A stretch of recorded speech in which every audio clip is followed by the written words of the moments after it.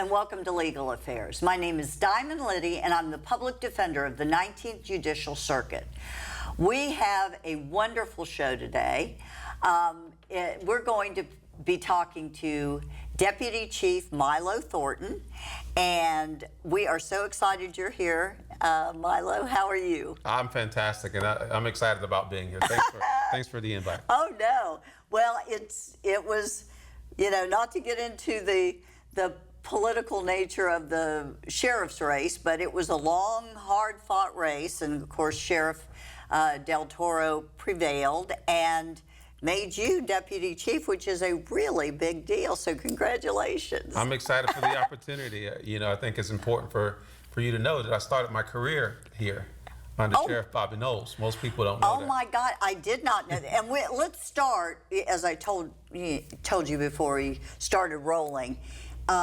I want to hear about you first, and then we're going to talk about some of your initiatives, and we will run out of time long before you've been able to talk about everything. But yeah, wait a minute. How long have you been in law enforcement, and where did you start? And I had no idea. So I'll give you the elevator conversation. So I've been in law enforcement about 27 years. I started my career as a corrections deputy with St. Lucie County Sheriff's Office under the leadership of Sheriff Bobby Knowles. Wow. Okay. Fast track to a brief stop with the Vero Beach Police Department. Okay. Until I went back to the Sheriff's Office under the leadership of Sheriff Darrell Lohr. Right. Where I promoted to the ranks of major, became a deputy chief there, and now I'm here. Okay. So, so you've been here, Vero, and back here. And I didn't know you worked for the police department either. Very small stint there. At that time, the sheriff's office was under a hiring freeze. Oh, okay. So I just took a position briefly, just to wait till they open back up their hires. And who was the chief of police then? Jim Gabbard. Oh, okay, okay. So obviously you still love it. Love it. Okay, and you are, tell us, your deputy chief is a big deal and a great title, but what are you in charge of? Because that's real important. So currently I have the day-to-day operations of our judicial services, that being the court security, that being warrants and civil, our civil process. I also have the day-to-day operations and administrative of our jail, which is a city within a city. So it's a fairly large operation, but it's going to be great. So we can wrap our mind around that a little bit, Milo. What, first of all, how many inmates are in the St. Lucie County Jail right now? We average somewhere around the number of 1,100, 1,108. So that's the number where we are now. But given the current climate, our numbers increase a little bit, you know, because we are one of the only institutions in this area that house federal inmates. Okay. So we have a partnership with the U.S. Marshals and to make sure that we are taking care of their detainees. Were you, did you happen to be working for Bobby, the Sheriff Knowles, at the time when there was jail overcrowding, or was that just happened with Mascara? I mean, when they were living on boats, as they called them, and all of that. So you've seen that. So overpopulation has always been an issue when you start talking about some of these facilities. In fact, when this jail was built, it was initially built to house somewhere around 578 inmates. Right. So you know, so these the footprints on most jails are the same. They're older buildings, some 40, 50 years old, and they just add on to them. So you know, there's a lot of things that go into place when you're talking about overcrowding, but I'm fortunate that there's no overcrowding issue right now. Because you're working on that. Yes, ma'am. Well, let's talk about it. We have met, obviously, and you have met with all the players in the criminal justice system, which is great. And your concern, as you've indicated to us and to others, is not to have jail overcrowding, not to get in that position, and to bring the jail up to the where it should be technologically. And so give us your hopes and dreams. What is your... You know, so we're already starting to matriculate to those areas. When you start talking about technology, I believe in leveraging technology to our advantage. You know, a lot of this technology that we have currently, or that we're going to implement, have the ability to essentially eradicate paper, Right, so that we can right. track, you know, our the requirements and standards that we have for accreditation purposes. But at the same time, we have that ability to assess our areas of operation to see where we're having issues, so we can adjust accordingly. Right. So technology is a thing. I believe in technology, and we are looking at other avenues as far as like you mentioned before. You know, in my first 30 days, it was important for me to meet with all of the players, your staff in your office, Sure. our conflict counsels, you know, the state attorney's office, and so forth. So we build a team. Right. You know, where we meet monthly to discuss some of these cases to make sure that they're continuing to flow properly through the criminal justice system. And by the way, it is so appreciated, because to have that one-on-one contact with someone that's running the jail is on a monthly basis, Yes, ma'am. where I'm not calling you, you know, at the middle of the night and saying, whoa, whoa, whoa, we got, you know, a major problem. We can get in front of the problems instead of always playing catch up. And that has been something we have not ever had. So anyway, that is wonderful. But, you know, with the technology, I think the viewers need to realize that you're going... Today live, we are going to step up something that is really cool. Tell us about that. So our current system has the ability it has a remote visitation feature. That remote visitation feature allows our inmate population to communicate with their attorneys, Right. and their families remotely via the tablets, which cuts down some of the foot traffic on our Right. campus, Sure. you know, and minimizes our liability with our visitors. But it streamlined processes, it streamlined communication, it speeds up the court process. Right. And there's this component in it that our sheriff, who I endorsed his philosophy, that these are our customers. Right. And we have to be customer friendly. We Right. have to promote and give our families, our taxpayers, our visitors the opportunity to see their loved ones who just happen to be in our custody at this time. So Because you know, it's so funny, you know, people, you know, automatically, if they're in jail, you know, they're guilty. They wouldn't be there if they didn't do something wrong, the whole bit. But it's not the majority. I mean, come on. Even I'm going to say that. But there are people in there that are innocent, and we can't deny them access to their lawyers, deny them access to their families. And as a result, I'm sure it makes things calmer on your end. You know, I tell you, it's all how you look at it. Right. And the way we look at it as a staff, is our job is not to determine who's guilty and who's innocent. Right. Our job is to run a humane facility, a facility that meets the standards that are set by the state, a facility that meets the standards that are set by our sheriff, and to ensure that everyone is treated fairly, Right. and have an opportunity to communicate with their attorneys, Right. to communicate with their families, and, you know, settle whatever issues that are brought before them, and, you know, the judges and yourself. Well, you know, we were talking before we started taping about medical issues. I know that so often the attorneys, myself, will get calls from mothers, fathers, whatever, family, wives, husbands saying, you know, John is really sick. He's got to have his diabetes medicine. They're not giving it to him. What are we going to, you know, you got to help us with this. And it's always somewhere in the middle, you know, I mean, as you know. But you mentioned that we're going to have accountability, and the medical issues will be dealt with on the tablets too. So there isn't a literal paper trail, but there's a trail. John needs heart medicine, and there's a trail whether or not he was given the heart medicine when he has a heart attack or not, Yes, ma'am. Well, and that's important. Yeah, and I'm pleased to announce that we have a great relationship with NAFCare, who provide medical to our inmates. Right. But we start talking about that technology, the things we talked about before. Right. There's software out there that we're going to implement that tracks the inmate medical requests. Right. That way, when a mother or loved one or whoever calls our facility to check, we have ability to confirm and see if these things actually happen. I often tell people that we have the largest mental health institution there is in the county, and yet I am not a doctor.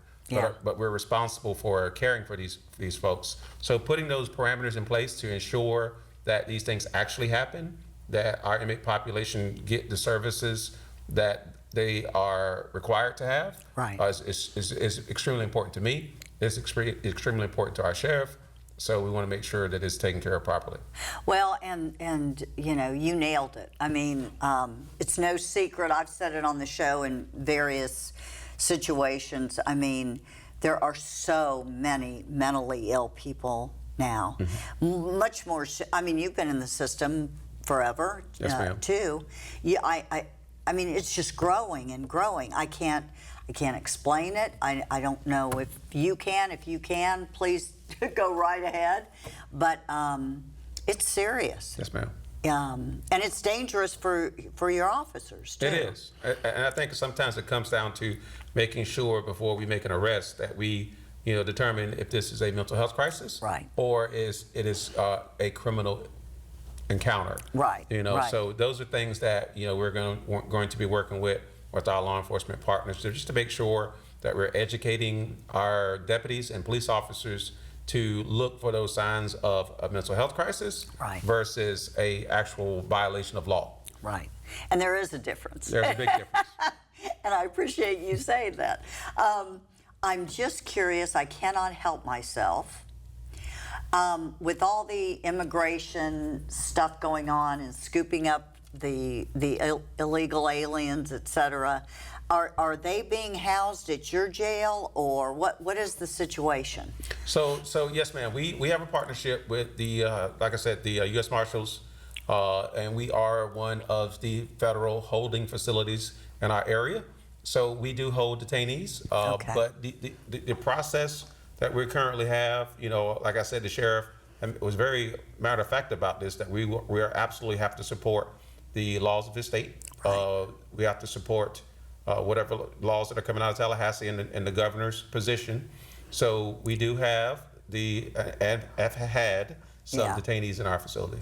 Okay. Has it increased recently? No, ma'am. Really? No, ma'am. Wow. Okay. Well, that's interesting. Okay, so now let's go to if the jail is not a big enough thing for you to oversee, let's talk about the courthouse. Okay. What issues have you seen? Are you working on? Tell me about that. So the courthouse is a different situation. Animal. It's a whole different situation. Yeah. Folks are coming there for, to settle their differences, for, civil lawsuits, to criminal cases. Right. Rather they're coming there for some guidance with family situations, et cetera. Yeah. So it's a lot different. We are certainly putting that customer service model. We don't want to turn people away. We want to make sure that we're guiding them to the areas that they need to, right. Satisfy whatever right. their desires are. But, I'm looking to improve our civil process. I think that's an area where we have to make sure that folks are being served properly so that they can appear in court. Well, let's stop right there, because people who are watching this don't really, when you say civil process, what are you talking about, and how can it be improved, and what's wrong with it right now? Well, we're still assessing it. We're 4 weeks into this. So, it's funny. You mean you haven't fixed everything yet? Well, I had a meeting this morning at 7 a.m. Oh, I know. 7 a.m. we met with the entire team, our civil unit, our warrants unit, all of our,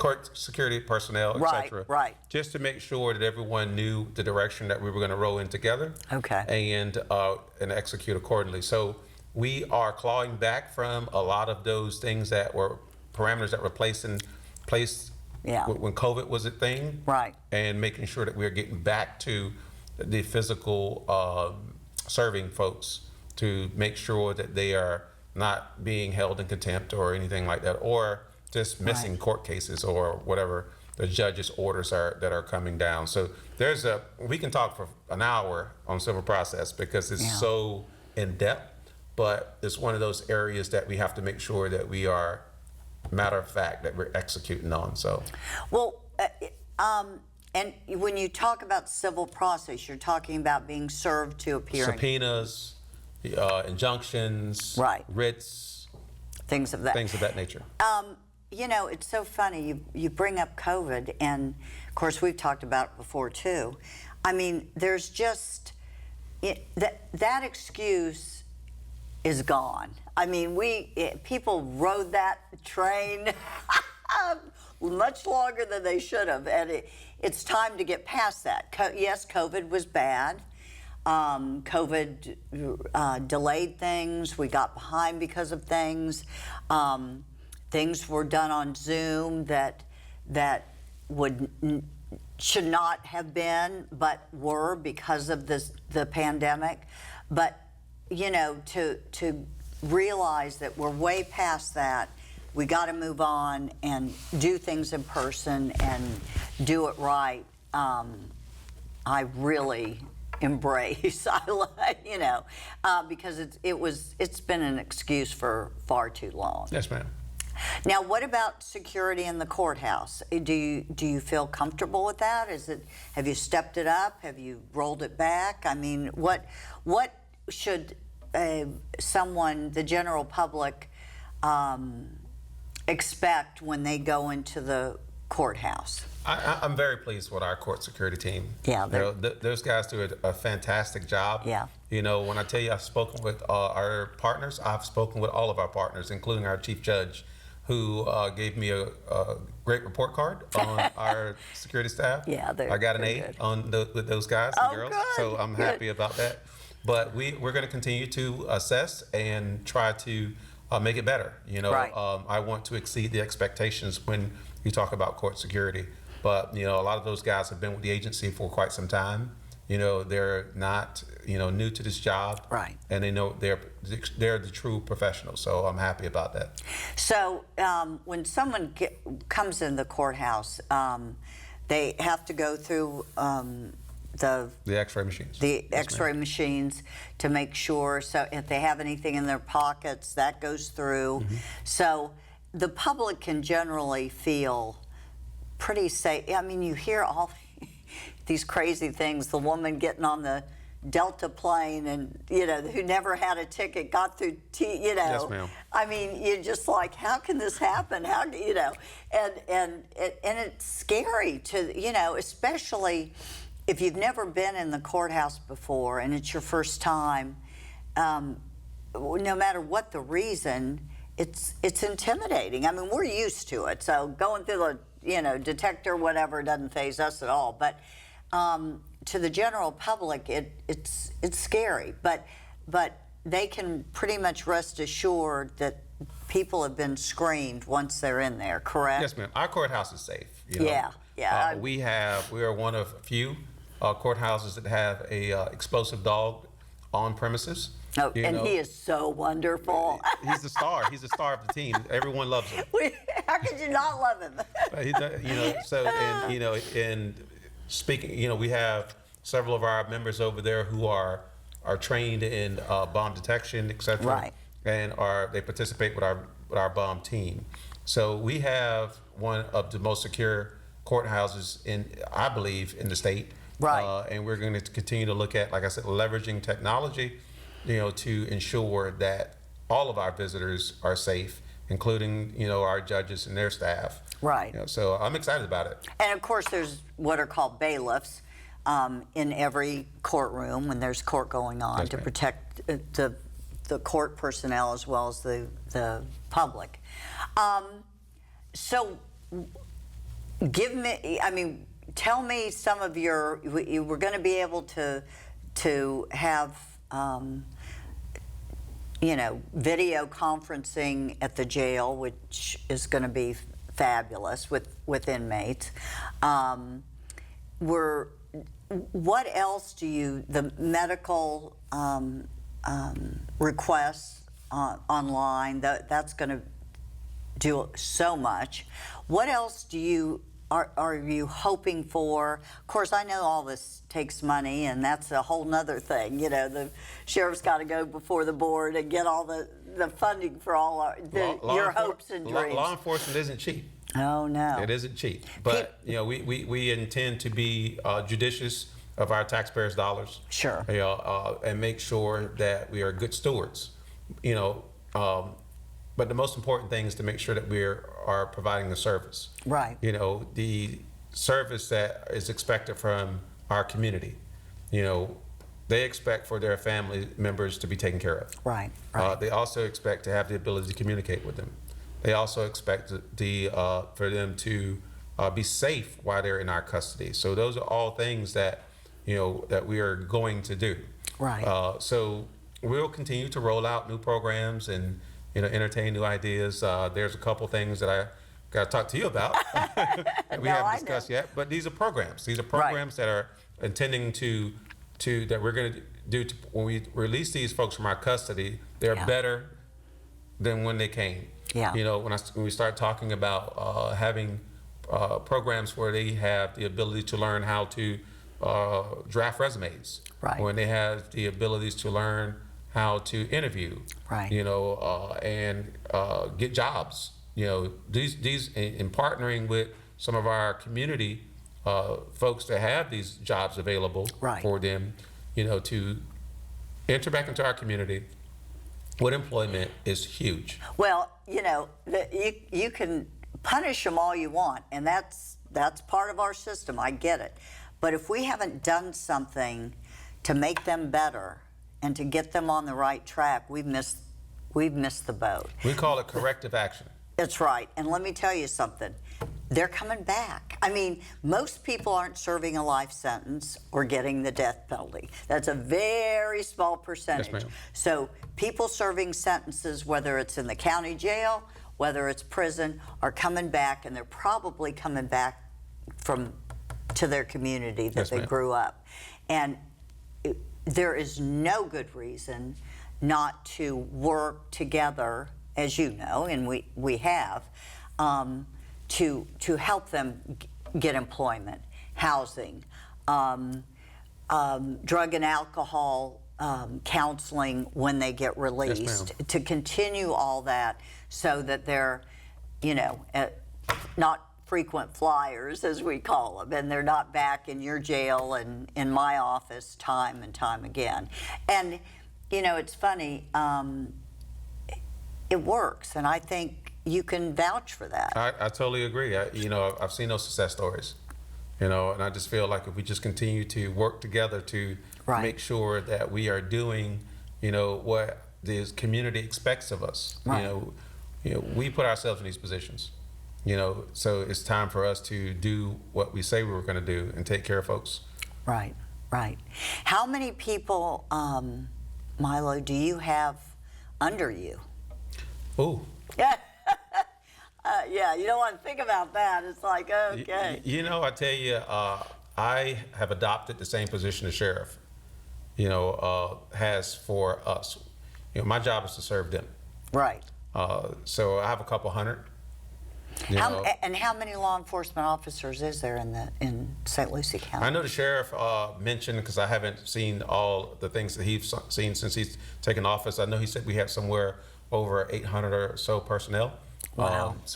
And the jail is a large portion of that. Right. You know, there is over 200 deputies just in there alone. Well, that's what I Not see. to mention my civilian staff, who are the bread and butter of our organization, because without them, you know, they're handling most of the clerical things. They're handling the communications with your office, with the state attorney's office, with the clerk's office, with the, you know, judges' assistants, you know, our other partners throughout the state. Right. You know, our civilian staff are the heartbeat of what we do. Right. Now, are you overseeing them Yes, too? ma'am.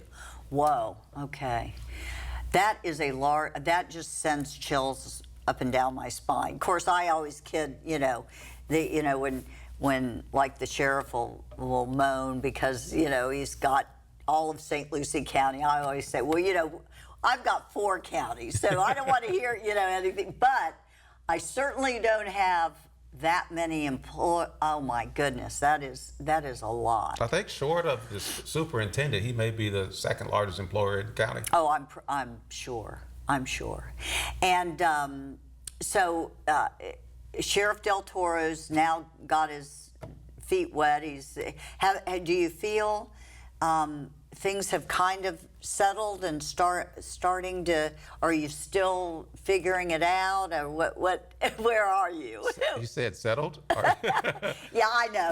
You had a 7 o'clock meeting. You fit this show in. You got one right after. That's why we had to change the time. I got it. I tell you, I think it's important for us we strike when the iron's hot, right? Everyone in the state knows that there are new sheriffs in certain counties. Right. And we're trying to get in front of those folks and show them what we need. Right. And they are doing the same. And if we're going to do it right, you do it when you have the attention of our other partners and stakeholders. And it's working. Yeah. We'll see. We'll see what happens here in the next 30 days. Right. Well, now, are you already going to Tallahassee, or does the sheriff go? I mean, because the Florida Sheriff's Association has a big group up in, Well, my calendar is jam-packed, so I don't know. Sure. He's not shipping you to Tallahassee anytime soon. No. But I'm sure his calendar is probably 3 times as packed as mine. He doesn't sleep. I see him on weekends doing things on. He's out there doing what he told and promised our community he was going to do during his election, and I supported him. I'm proud of him for that. I'm proud to work for him. Well, and he really, we've got a whole new lineup. I was shocked at the when he got sworn in, that when he introduced all the new people. I mean, he's taken, which is really exciting. He's taken people from different counties in our circuit, people that have been with other agencies. Mm-hmm. Not that he stole them, but they've and the lineup of people. I mean, it's just years and years of experience, which it's hard to fail when you got all these people that have been, as yourself, He's put together a very professional lineup of command staff members. These folks come from just a very robust background. Right. You were talking about ex-police chiefs, mayors, and it's a very impressive, very, very impressive command staff. I've never seen a command staff like this in my career throughout the state. Oh, I don't think I have either. And Chief Bolduc, who said he was never going to, once he retired, that was it. We knew better. But we're glad he's back, too. Yeah, he's a wealth of knowledge. I report directly to him. And I look forward to our conversations because I learn something every time I walk away from it. Well, you can't help but. Yes, ma'am. Well, thank you, Milo. This has been great. Thank you Congratulations. so much. Yes, ma'am. Thank you. Okay.